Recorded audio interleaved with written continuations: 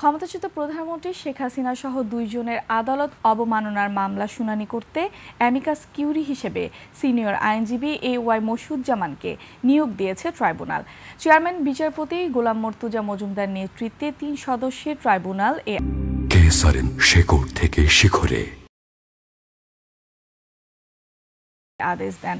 এদিকে আওয়ামী লীগ সরকার ট্রাইব্যুনালের বিচারককে হাইজ্যাক করেছিল বলে মন্তব্য করেছেন চিফ প্রসিকিউটরের বিশেষ পরামর্শক টবি ক্যাটম্যান।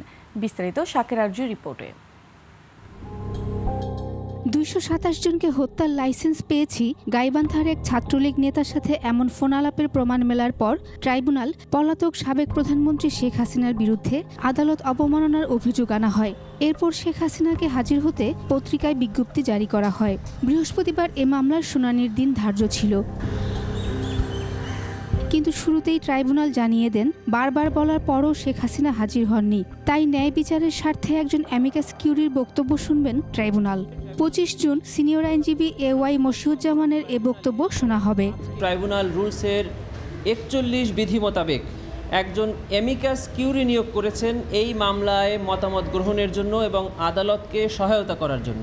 ট্রাইব্যুনাল স্বপ্রণোদিত হয়ে এই আসামিদের পক্ষে এবং ট্রাইব্যুনালের এই আইনের ব্যাখ্যা দেওয়ার জন্য ওনাকে অ্যামিকাস কিউরি হিসেবে নিয়োগ করেছেন। এদিকে এদিন আদালতের শুনানিতে ছিলেন চিফ প্রসিকিউটরের বিশেষ পরামর্শক ব্রিটিশ আইনজীবী টবি ক্যাটম্যান। ন্যায় বিচারের স্বার্থে এটি করা হলো। আন্তর্জাতিক বিচার ও দেশীয় বিচারের মধ্যে কিছু পার্থক্য থাকবেই। আওয়ামী লীগ সরকার ট্রাইব্যুনালের বিচারকে হাইজ্যাক করেছিল, সেখান থেকে ফিরে এসেছে এই ট্রাইব্যুনাল। ট্রাইব্যুনালের এই আদেশের মধ্য দিয়ে একটি বিষয় উঠে এলো, বিচারের প্রতিটি পর্যায়ে হয়তো রাষ্ট্রনিযুক্ত আইনজীবী পাবেন শেখ হাসিনা। শাকের আরজু, 21 টেলিভিশন, ঢাকা।